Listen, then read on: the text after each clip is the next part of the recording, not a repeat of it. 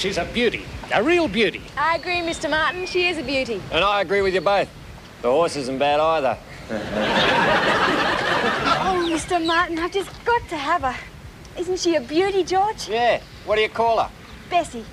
Brown Bessie. She's out of Millicent by jumping Jehoshaphat. Well, that ought to give her a kick. If you want it, Elizabeth, you've got to decide by the weekend. But that's only 2 days away. And you did give me first refusal. I know. But I can't wait after the weekend. If you haven't decided by then I'm bound to let her go to Marcia Fleetwood. Marcia Fleetwood? She couldn't ride on a bus. Oh, I don't know. She's got a big enough behind. Come on, Bessie. Rick Malone stared in disbelief at the hideous visage that confronted him. The snarling lips, the twisted nose, the maniacal eyes. Only once before had he beheld such a debauched face, and that had been the wrinkled, distorted, dissipated features of... Mr. Patrick! Mr. Now, I do wish you wouldn't burst into the room like that when I am in the middle of a session. But I didn't realize there was anyone here. Nanny, Rick Malone has just come face to face with Karl Oppenbaum, the sadistic, savage scientist from South Yarra. And I was gazing into the mirror, trying to envisage the most repulsive-looking face it is possible to imagine. Oh, I'm sorry, Mr. Patrick. Oh, it doesn't matter now. The mood's gone. What did you want? This letter, Mr. Patrick. Well, you've got it, Nanny. Yes, and I wish I hadn't. It's from my sister's doctor in England. My sister, she's... Oh, Mr. Patrick, I'm so sorry. Nanny, you're distressed. Now come and sit down and tell me all about it. It's just not fair. I've always wanted a horse of my own. Why couldn't Daddy have stayed in London where we could contact him instead of charging off to Germany? Well, haven't you got an address? Only Hamburg, and he's going to be there a week. And we've only got 2 days. Only 1.5 now. It's nearly lunchtime, thank goodness. I can't think why your uncle's so obstinate about it. You told him your father doesn't mind you having a horse? He just doesn't believe me. Anyway, he's always dead set against anything that might give me a little pleasure. Is that why he keeps a beady eye on me the whole time? He's positively paranoid about the sort of pleasure you've got in mind. Well, if he doesn't believe you, perhaps he'll believe Mr. Martin. You mean get Mr. Martin to come round and talk to Uncle Patrick? Yeah, right. That's a good idea. Then he'd have it straight from the horse's mouth. Yes, I must say, Nanny, it is very sad news. Yes, Mr. Patrick, my sister's never been in hospital in her life before. Well, how did it happen? Well, apparently it was very sudden. She'd been to an amateur production of The Desert Song and collapsed at the end of it. Very understandable. Very understandable that you're upset, Nanny. Thank you, Mr. Patrick. So if you could spare me... Well, of course I can spare you, Nanny. I'm sure the girls can look after you all right. Of course they can. They're a great help in the kitchen. Yeah, I know they are. Now, tell me, how long do you think you'll be away in England? Well, the doctor says the crisis should be over in a week. A week? Oh, that's nothing. And she'll be home again in 2 weeks. 2 weeks. So with time for travelling, I need only be away for 3 weeks. 3 weeks? Well, I doubt whether a diet of pie and chips and pavlova cake for 3 whole weeks will be very conducive to my... Not that I'm trying to persuade you not to go. I've got it. Not the same problem as your sister, Nanny. No, my friend Mrs. Simpson at the RSL Club knows a man who runs a domestic agency. Perhaps he can suggest a replacement while I'm away. Now, that might be a very good idea. I'll pop round and see Mrs. Simpson straight away. And if this man can help, I'll get him to come round and see you. You do that, Nanny, and don't worry about a thing. I'm sorry I interrupted your work. Forget it, Nanny. Well, I'll slip away and leave you to gaze at your repulsive-looking face.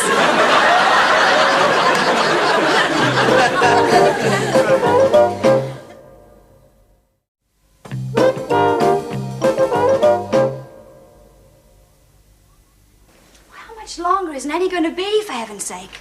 She's been up in her room for half an hour, and Mr. Martin will be here any minute. I don't know what you're worried about. Mr. Martin will know what to say. I want Nanny to pave the way with Uncle Patrick. Oh, I see. You mean you want Nanny to talk some horse sense into him? Oh, here she is now. Are you going out, Nan? Yes, dear, and I should have left ages ago, but I simply cannot remember the number of Mrs. Simpson's house. I wrote it on a shopping list. I know it was 100 and something. You want to watch it, Nan, so you find yourself buying 100 and something lamb chops. Silly Billy. Oh, here it is. Oh, but this is urgent, Nans. I need your help. My problem is urgent too, Elizabeth. Oh, and I'm afraid lunch will be a little bit late today. But this is ghastly. Certainly is. I'm starving. Hey, what problem do you think Nan's going to have that's urgent? Oh, I don't know. Oh, that'll be Mr. Martin, and Nanny hasn't paved the way with Uncle Patrick. Oh, Mr. Martin, come in. Please take a seat. Thank you, Elizabeth. Good morning, Susan. Good morning. Uncle Patrick's in his study. I'll go and fetch him.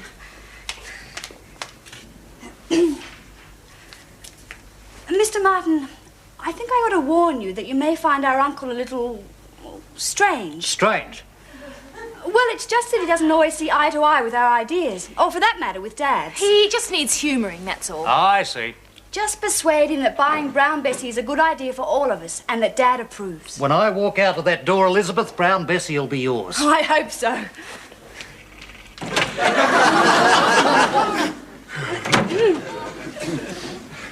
Uncle Patrick, there's a man to see you. Oh, I wondered for whom the bell tolled. He's come about the possibility of... I know, darling, I know. You do? Well, of course I do. Nanny told me. She did? Well, she had to, didn't she? Well, she... And we're all going to make the best of it, aren't we? Oh, I hope so. I'm going to play my part, I can assure you. Oh, thank you, Uncle.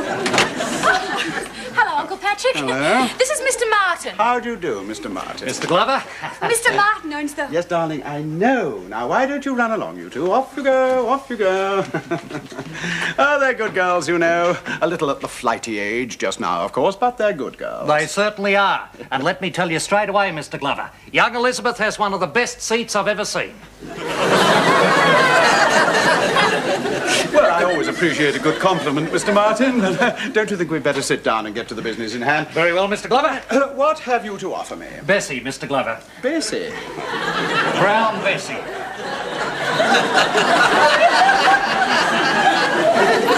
Brown. Oh, I see. Bessie Brown, yes. Well, first things first, Mr. Martin. Now, I'm a great believer in appearances. I think they're very important. Not vital, of course, but nevertheless important. How would you rate Bessie in that respect? A beauty, Mr. Glover. A beauty? Oh. A noble head, clear, healthy eyes, and a slim girth. Oh. Not overweight? No, not in the least. Oh, good. Now, you mentioned healthy eyes. Well, health is a very important factor to me. I take it there's no problem there. No, none at all. Look, she's had all the injections, and as a precaution, I give her the occasional pill.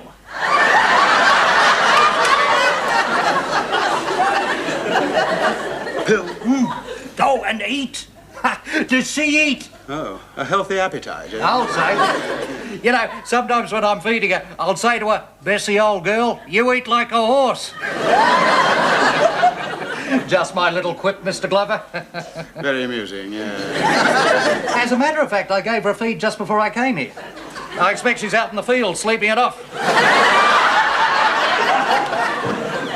Mr. Martin, I am not at all You know, sure. it's that makes her such a good worker. Huh? Do you know, Mr. Glover, in all the time I've had her, I've never had to use the whip. Well, I should hope not. Oh, just a gentle heel to the flank or a squeezing of the knees and she responds straight away. Mr. Martin, I know that I am not entirely accustomed with the habits of your country. It's the same the world over, Mr. Glover. Not in England, Mr. Martin. Nevertheless, I will, of course, go by your recommendations, but she will have to be quite something to replace my nanny. Oh, you have a goat. Oh, she's gone. Well, she hasn't gone, but she's going pretty soon. Oh, Mr. Glover, my Bessie will more than compensate for your nanny. And no buts. What? That's good, no buts. Well, there is one but, Mr. Martin. Has she the experience that I require? Experience, I'll say. You ask your brother. My brother. Has he used her? Mr. Glover, your brother thinks the world of Bessie. Really? Oh, yes. Look, many's the time he's come around to my place, takes her out, jumps in the back, and away they go.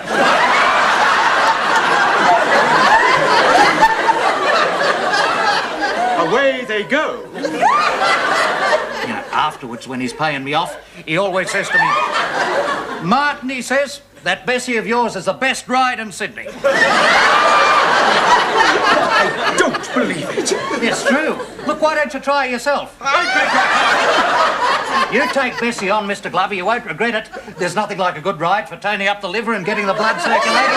Mr. Martin! Does Bessie a power of good too? Oh, she loves it. Yeah, Mr. Martin, I do not know under what devious cloak you conduct your establishment, but I assure you that I want none of it. I am not responsible for my brother's behavior, but I do not intend to emulate him. And furthermore, under no circumstances whatsoever shall I allow my nieces to come into contact with your monstrous Miss Bessie Brown. Mr. Glover, I think we've got our wires crossed. My wires are in perfect order, thank you, Mr. Martin. You are coming through loud and clear, and I do not like the content of your message. I will now thank you to leave this house, and for my brother's sake, if for no other reason, I will try and forget that this conversation ever took place. But, Mr. Glover, out, Mr. Martin, out! Out! Well, really.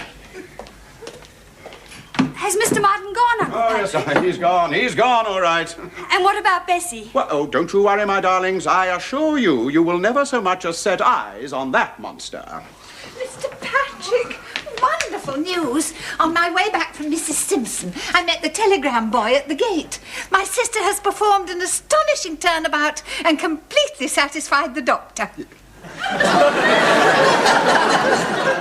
Not in front of the children, please.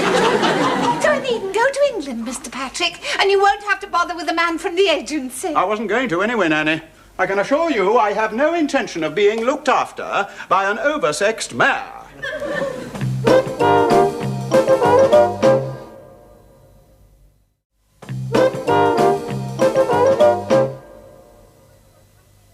Well, I can't say that brilliant idea of yours met with monumental success, George. We're worse off now than we ever were, and there's only one day left. L-A-I-D, laid. I've been trying to get that. Well, you only have to ask. Here we are, then.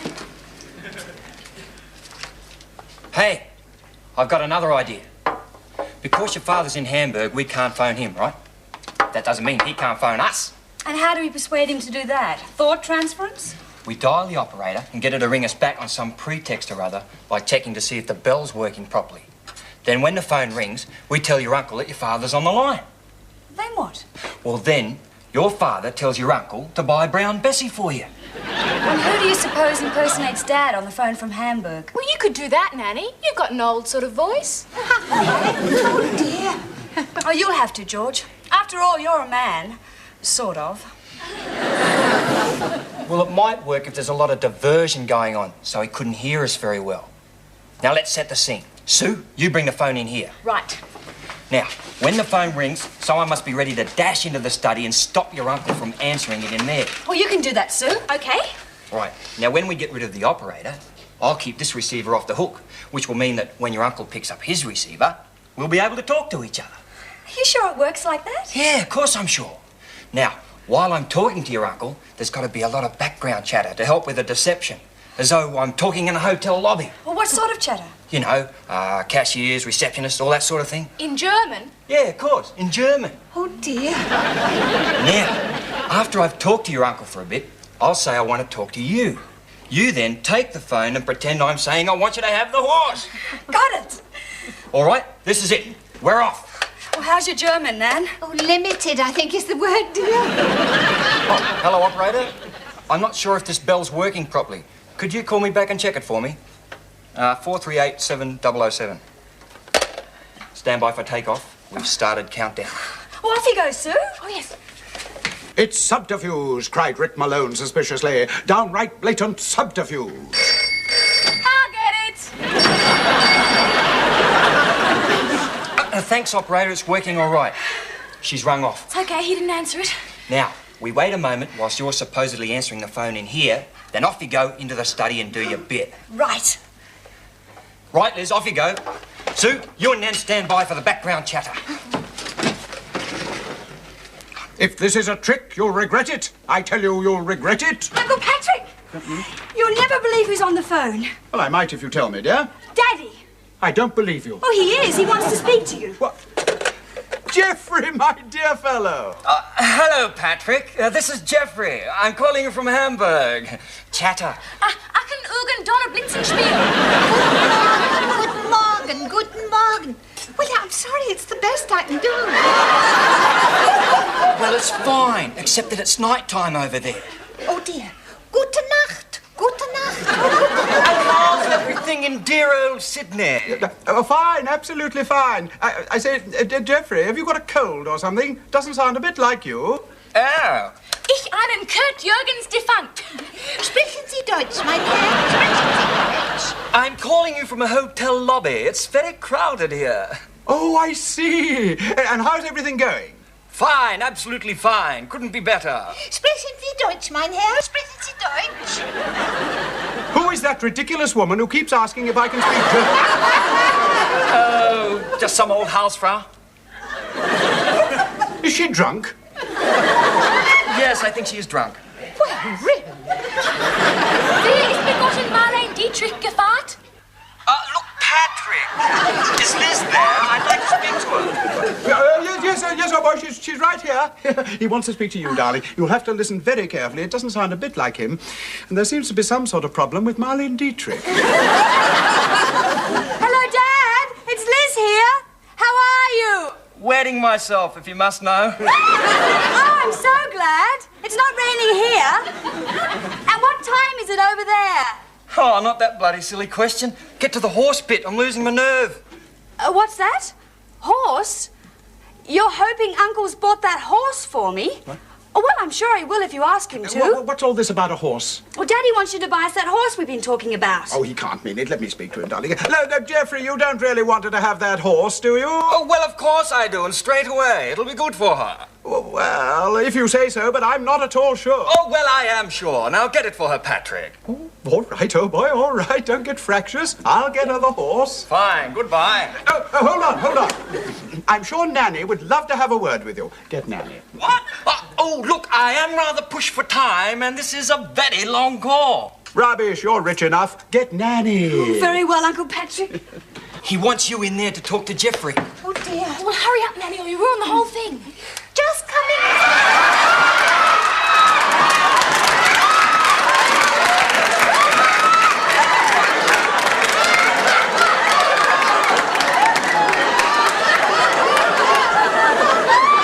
If this is a trick, you'll regret it. Oh, Nanny.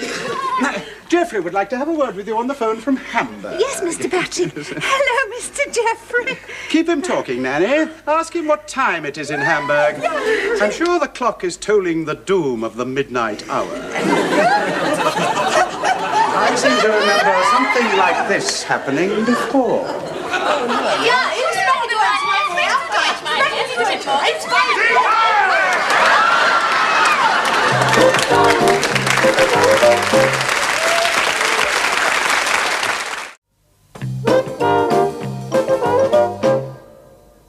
Well, I suppose you're right, Nans. Everything comes out in the wash. I've told you many times, dear, your uncle may have a hard exterior, but inside is a very soft heart. Like a pomegranate, you mean? Oh, that's naughty. I must say, though, Nance, I never thought we'd come out of that German phone call alive. I know, but it made him realise that your father was keen on Elizabeth having her horse, and oh, wasn't it lovely that he agreed? Yes, but why did he decide to go riding himself? He feels he needs the exercise, dear, but you must remember, he hasn't been on a horse for many years, so we mustn't say anything to upset him. Or unseat him? Oh, dear, no. We must put him perfectly at his ease. Morning, Nance.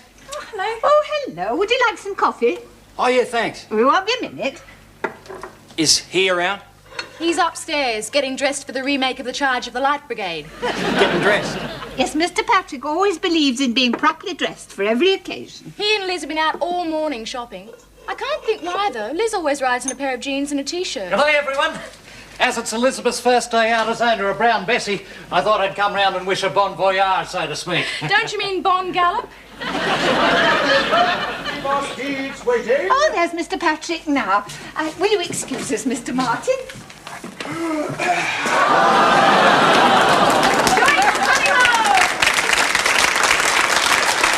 Good God. Thank you, George.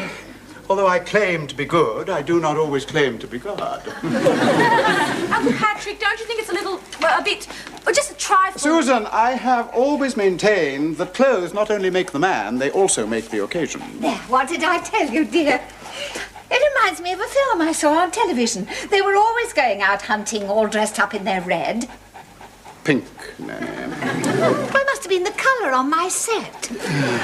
Anyway, the villain laid a trap by putting a piece of farm machinery with fearsome spikes on it on the other side of a hedge so that the hero would be killed when he jumped over it.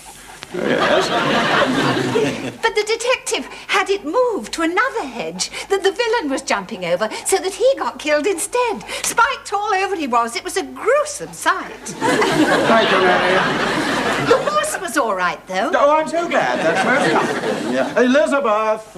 Well done, Hans. You put him perfectly at his ease. Oh, Mr. Martin. Mr. Glover, I'm glad we cleared up our little misunderstanding. It was touch and go there for a while, eh? Still, one has to laugh about it afterwards, doesn't one? Does one? I mean the expression on your face when I said there was nothing like an early... Yes, quite. Elizabeth, where are you? I'm here. Is anybody there? We're all here. Oh, crikey. Come along, hurry up, we're waiting for you. Oh, well, here goes.